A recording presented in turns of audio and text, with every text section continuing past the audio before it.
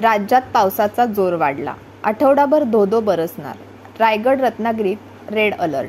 अवकाळीने एक आठवड्यापासून मोठा कहर केला आहे. त्यातच मान्सूनपूर्व पावसाने पण दाणादाण उडवली आहे. यंदा मान्सून लवकरच धडकणार आहे. मान्सून दाखल होण्यापूर्वीच पावसाने दमदार बॅटिंग सुरू केली आहे. शुक्रवार आज सकाळपासूनच राज्यातील काही भागात पावसाला सुरुवात झाली आहे.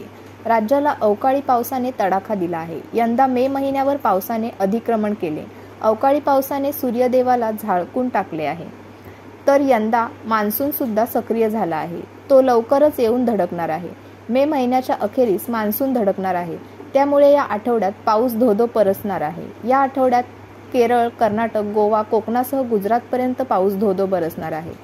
अनेक भागात मुसळधार आणि अतिमुसळधार पाऊस पडण्याचा अंदाज हवामान खात्याने वर्तवला आहे. तर अरबी समुद्रात कमी दाबाचे क्षेत्र निर्माण होऊन चक्रीवादळ तयार होण्याची शक्यता आहे. आज सकाळी 8:30 वाजताच्या निरीक्षणानुसार दक्षिण कोकण, गोवा किनारपट्टीच्या जवळ पूर्व मध्य अरबी समुद्रात जे कमी दाबाचे क्षेत्र झाले आहे ते येत्या 36 तासात अधिक तीव्र होईल.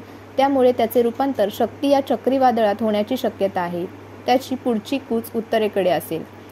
चक्रीवादळाच्या अनुषंगाने महाराष्ट्रातील संपूर्ण कोकण किनारपट्टीला ऑरेंज अलर्ट देण्यात आला आहे. तर रायगड आणि रत्नागिरी जिल्ह्याला रेड अलर्ट दिला आहे.